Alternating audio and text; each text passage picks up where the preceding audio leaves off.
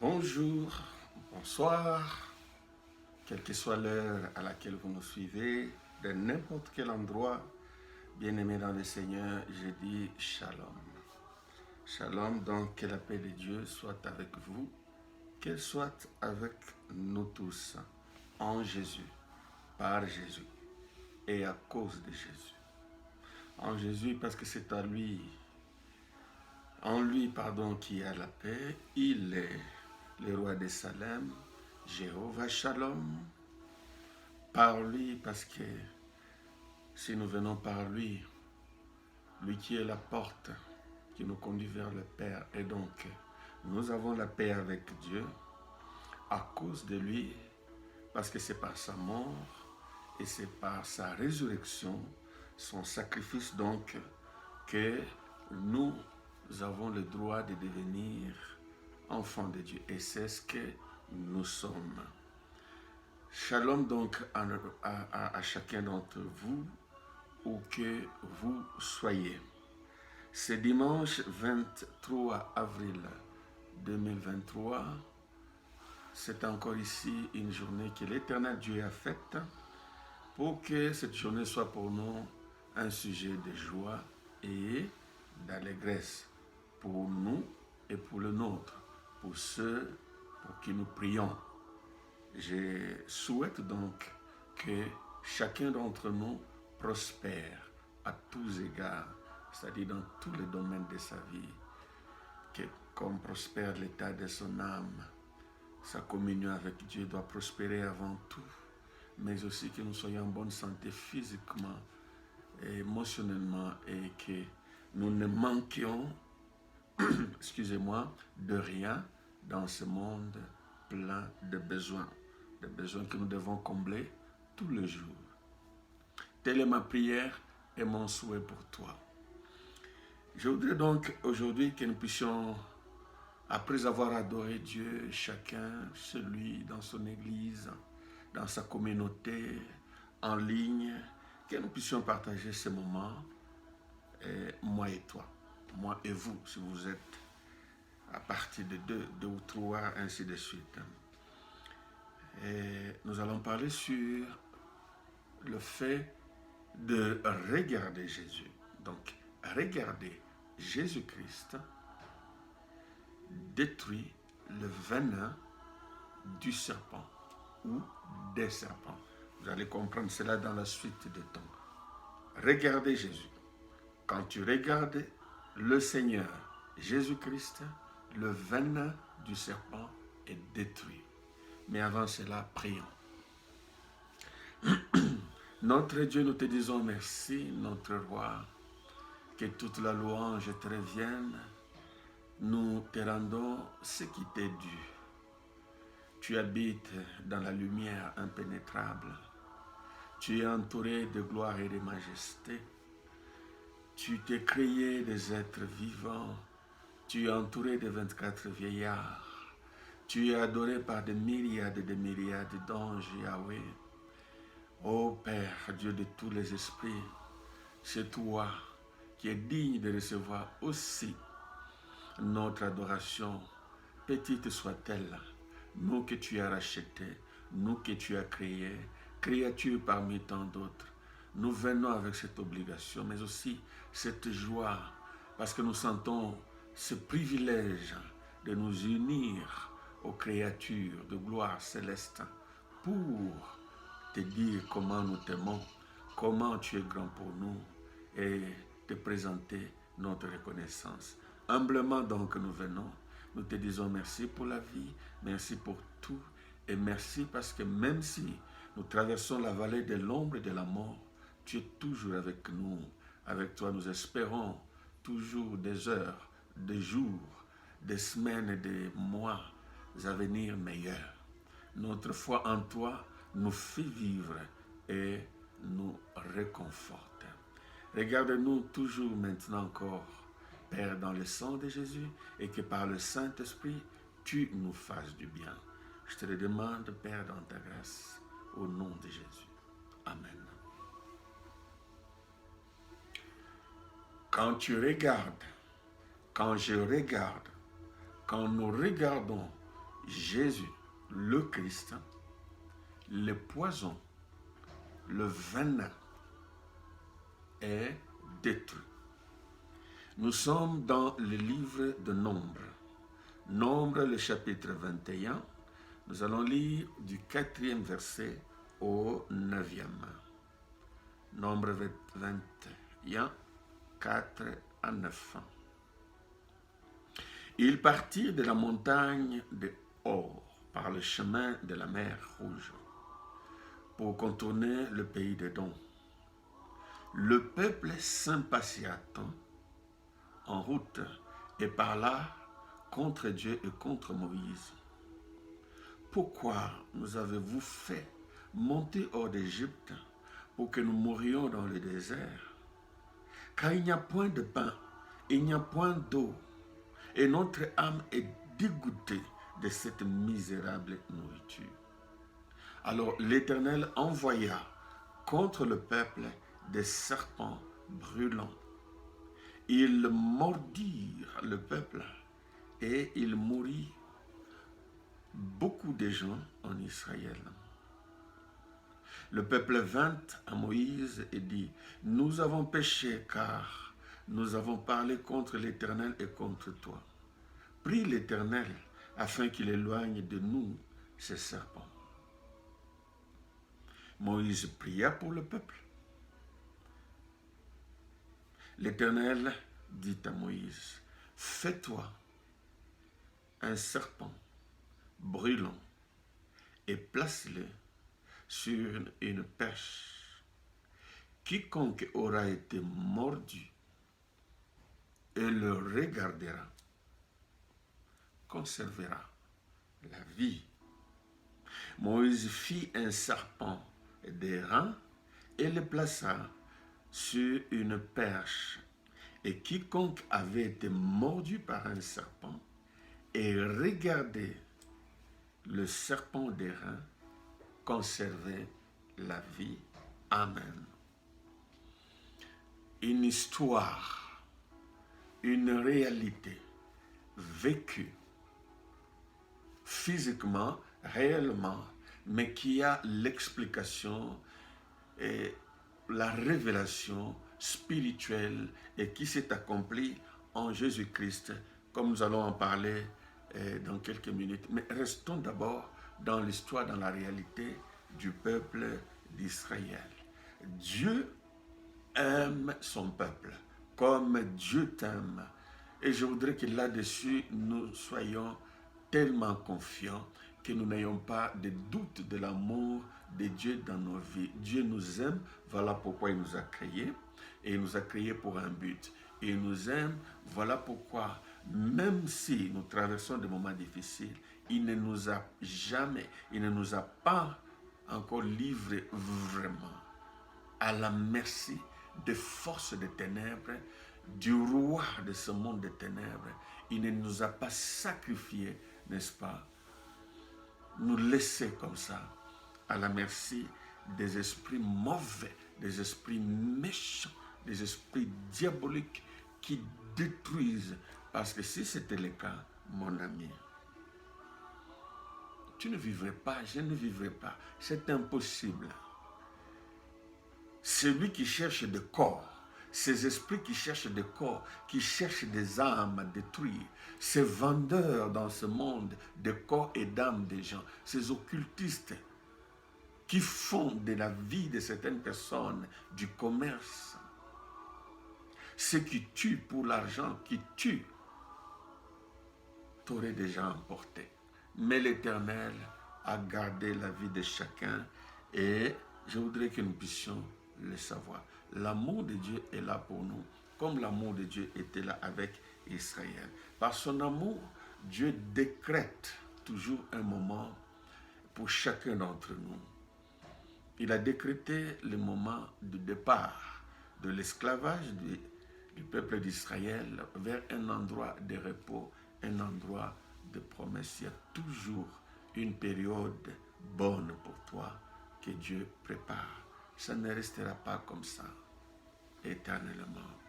Pendant que Dieu conduit son peuple tout au long du désert, quand ils étaient en route vers, n'est-ce pas, leur promesse. Ils sont arrivés à un endroit, ils étaient dans le désert, il n'y avait pas d'eau, il n'y avait pas de nourriture, ils n'avaient pas semé, donc ils ne pouvaient pas récolter.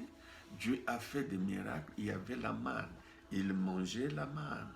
Mais comme l'homme n'est jamais satisfait, à un certain moment, ils étaient, n'est-ce pas, dans la rébellion, dans la révolte, parce qu'il y avait des difficultés, il fait chaud, ils devaient se déplacer, peut-être qu'ils étaient fatigués, tout le monde peut être fatigué, tu peux être fatigué, et même si maintenant que je parle, tu es fatigué, c'est naturel, c'est normal.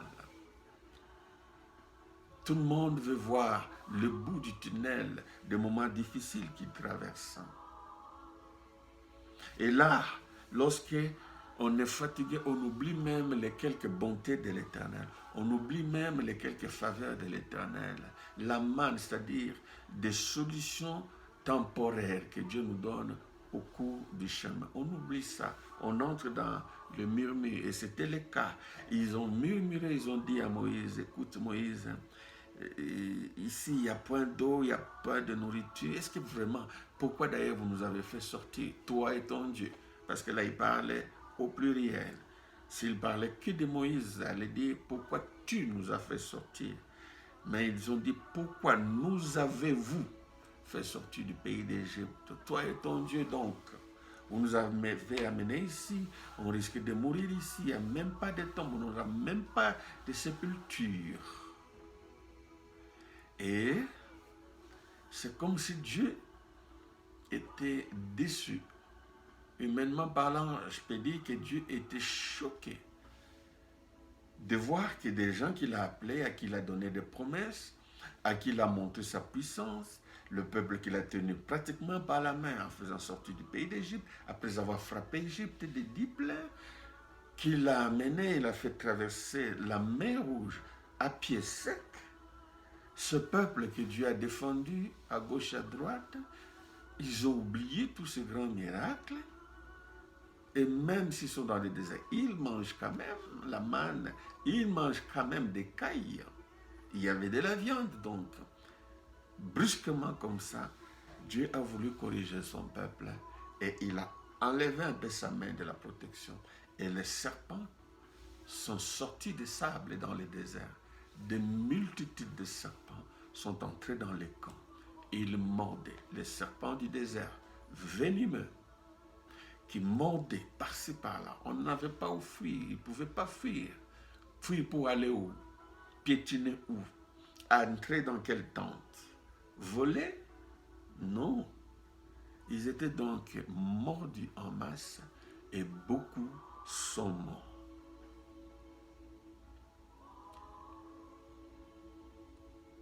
Quand ils mouraient, quand ils souffraient, ils se sont souvenus qu'ils ont mal agi. Il faut toujours se souvenir de notre Dieu qui ne se lasse pas de pardonner. Alléluia. Ils se sont souvenus donc de la bonté de l'Éternel. Ils sont allés auprès de Moïse pour dire, prie pour nous, nous avons péché contre l'Éternel, oui, mais contre toi aussi. Il y a des moments où nous péchons contre Dieu, mais nous péchons contre des gens. Nous devons demander pardon à Dieu, mais demandons aussi pardon aux hommes. Pardonne-nous, demande à Dieu de nous pardonner. Et le Dieu qui ne se lasse pas de pardonner a donné le secret, a donné le remède. Le remède à ce moment-là, c'était quelque chose d'apparemment bizarre. Dieu a dit à Moïse, tu te fais un serpent, cherche de l'airain, fabrique-toi un serpent, et tu prends une sorte de perche, un morceau de bois ou toute autre chose, tu mets le serpent au-dessus et donne l'ordre au peuple d'Israël. Certains continuent à mourir, d'autres ne mourraient pas automatiquement parce que ce n'est pas que dès que tu es mordu que tu meurs. Non, la mort peut venir lentement. D'autres qui agonisaient peut-être ou qui souffraient, ils ont reçu le secret de Dieu. Moïse a dit ceci de la part de l'Éternel. Quiconque est mordu par le serpent doit regarder le serpent d'airain que j'ai mis au milieu du camp, perché là. Il suffit de braquer son regard et de regarder, de voir le serpent. Et il y avait une vie, il y avait un miracle. Le miracle par la vue, par le regard, venait dans le corps et extirper le serpent, ou si vous voulez, neutraliser la puissance du venin. Alléluia. Et c'était ce qui s'est passé. Celui qui regardait le serpent disait à l'autre, je suis guéri, regarde. Celui qui n'avait pas la force peut-être était tiré. Je m'imagine beaucoup de choses, même s'il n'y a pas de détails dans la Bible. Je me mets dans ce film-là. Je constate le miracle de Dieu par le regard. Cette réalité physique, le Seigneur l'a reprise dans Jean chapitre 3. L'évangile de Jean, donc chapitre 3, du verset 14 au verset 16. C'est le Seigneur qui parle. Et comme Moïse éleva le serpent dans le désert, il faut de même que le Fils de l'homme soit élevé, afin que quiconque croit en lui ait la vie éternelle. Car Dieu a tant aimé le monde qu'il a donné son Fils unique, afin que quiconque croit en lui ne périsse point, mais qu'il ait la vie éternelle. Amen. Le verset clair, les versets de base, les versets de l'évangélisation, les versets qui conduit, qui a conduit et qui conduira des millions et des milliards d'âmes au Seigneur. Dieu a tant aimé le monde. L'amour de Dieu est là. Nous sommes dans un monde où le serpent ancien, qui est le diable, Satan, l'adversaire, agit. Nous sommes mordus. Les hommes et les femmes sont mordus par les démons, mordus par les dragons, mordus par ces multitudes d'esprits qui sont comparés aux serpents, parce que les serpents sont nombreux. C'est-à-dire qu'il y a l'action du diable dans ce monde, il y a l'action de mauvais esprits, il y a l'action des esprits méchants, des esprits impurs, l'action des dominations, des principautés, des autorités, des esprits méchants, dans toute leur diversité, dans toute cette armée-là qui a pour chef les dragons. Les hommes sont impactés, mordus, parce que nous avons abandonné Dieu. Ainsi le diable agit. Et les morsures, avec leurs symptômes, sont multiples dans nos vies, mes chers amis. Dans ta vie, peut-être maintenant que je parle, dans nos familles, l'ennemi agit dans nos foyers. Hein, l'ennemi agit entre parents et fils, mari et femme, entre frères et sœurs, entre voisins. L'ennemi agit, n'est-ce pas, dans nos projets, dans ce que nous faisons au travail. L'ennemi agit pour que nous ne puissions pas avoir le fruit de nos efforts, de nos travaux. L'ennemi agit dans nos villes, il agit dans nos pays, il agit par des maladies, il agit au travers des guerres. Regarde dans l'entourage, suis les infos, regarde la crise, regarde la vie chère, regarde des maladies, des épidémies, des pandémies. Regarde des choses et, selon la Bible, ça va encore s'empirer. Qu'est-ce qui va s'empirer? C'est le mal qui va s'empirer. Et d'où vient le mal? Le mal vient de Satan, qui est l'ennemi. Le mal va s'empirer, c'est-à-dire ses actions vont se multiplier, malheureusement, mais c'est ainsi. Le mal vient, le mal s'empire, le mal vient même dans nos églises. Le mal, les attaques, l'oppression, l'envoûtement, la peur, il y a trop de stress à cause de ce que nous vivons, mais aussi à cause de ce que nous voyons et à cause de ce que nous entendons. L'ennemi mort, il ne vient que pour dérober, détruire et tuer. Ça, c'est l'action des serpents. Les hommes et femmes donc sont mordus jour après jour.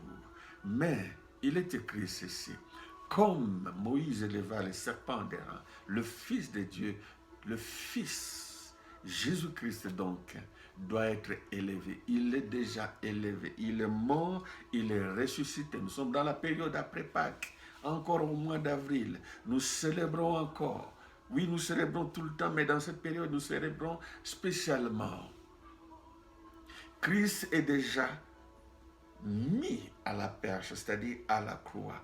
Il est là. Il est descendu de la croix. Il vit au milieu de nous. Il est partout, omniprésent. Il est dans ton pays. Il est avec toi, dans ta chambre, dans ton salon, pendant que tu es en train de conduire. Je ne sais pas ce que tu fais maintenant, mais le Dieu omniprésent est là. Le salut est disponible. Christ est mort, ressuscité.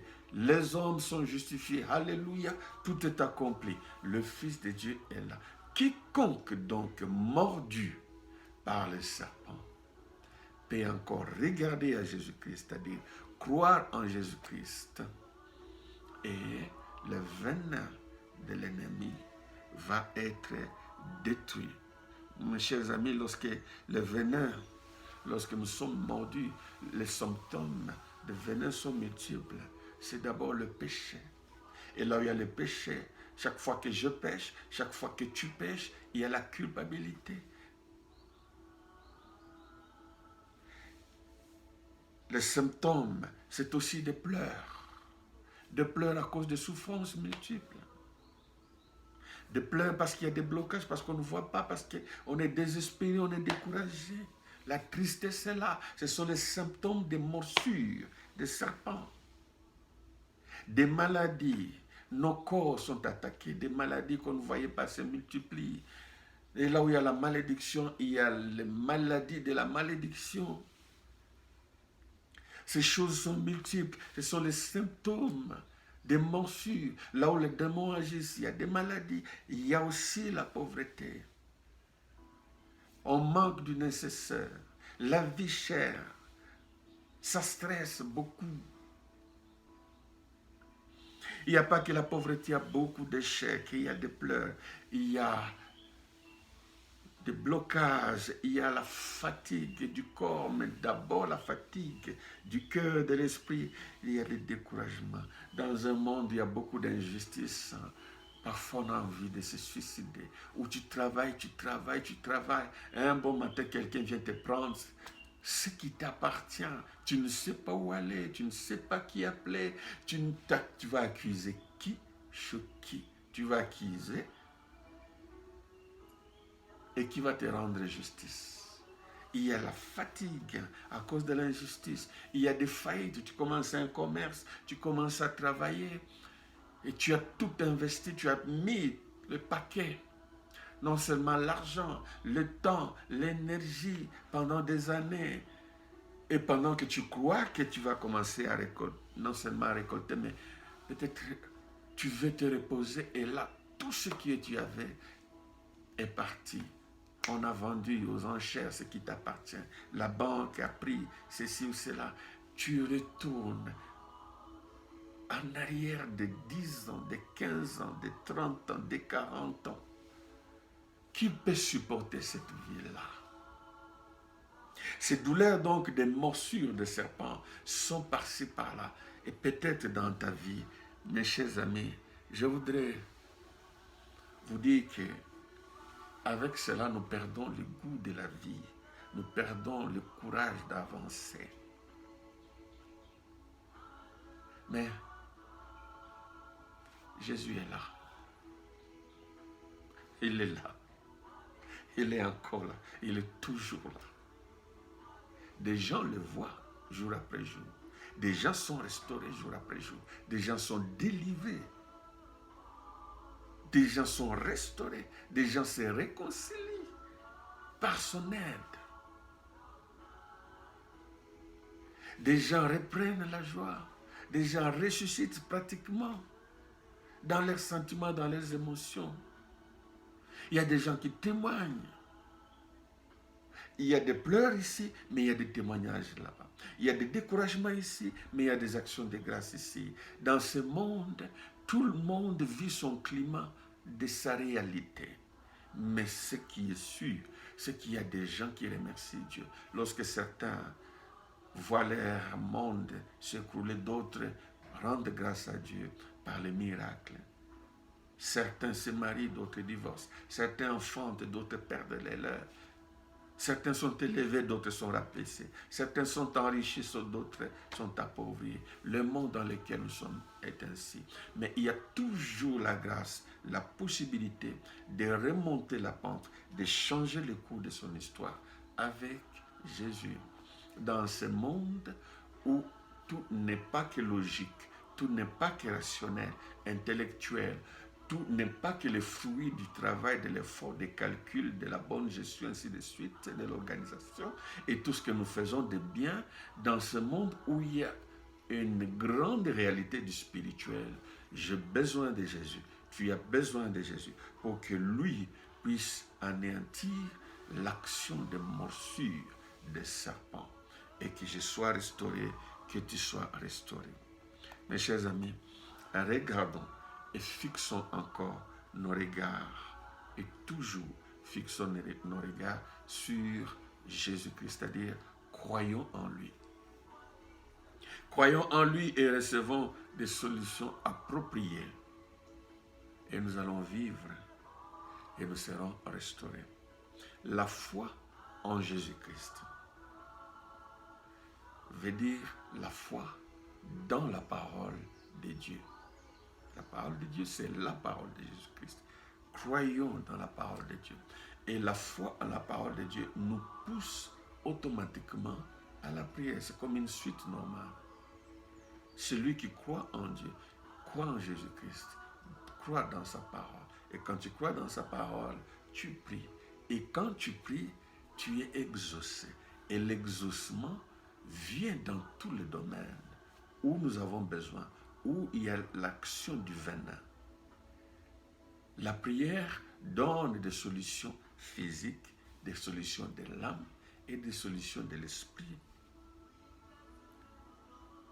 La prière conduit à la délivrance. La prière conduit au miracle. La prière donne le surnaturel que tu n'as pas, que je n'ai pas. Je nous exhorte donc à revenir à la prière, c'est-à-dire regarder encore en Jésus-Christ. Élève la tête, élève ton cœur, regarde bien. Il y a Jésus-Christ dans ce monde autour de toi. Parle-lui et je prie que lui te soutienne et déclenche encore un miracle dans ta vie. C'est encore possible. Prions le Seigneur. Bon Père, nous te disons merci parce que tu es là, tu es élevé. Merci, tu es vivant. Merci, tu écoutes. Merci parce que tu exauces. Merci parce que tu es mon frère, tu es ma soeur, que je présente encore devant toi. Je te les consacre. Je te consacre toutes les personnes qui nous suivent à ce moment. Oh Dieu, vois et connais, examine, identifie, remarque l'action de morsures, de serpents, l'action de puissance des ténèbres dans la vie de tes enfants. Et toi seul qui as la solution, bon Père, je te demande d'éteindre ce feu, d'anéantir ce venin, de ramener la vie volée, d'ôter la mort et la destruction. Au nom de Jésus-Christ et de Nazareth, donne à chacun ce dont il a besoin, ce que toi seul donnes. Merci d'exaucer la prière et merci de restaurer ton peuple, ton Église. À toi la louange, l'adoration, aujourd'hui et à jamais. En Jésus-Christ, Père, nous te prions ainsi. Amen. Que Dieu vous bénisse, mes amis. À la prochaine, si Dieu le veut.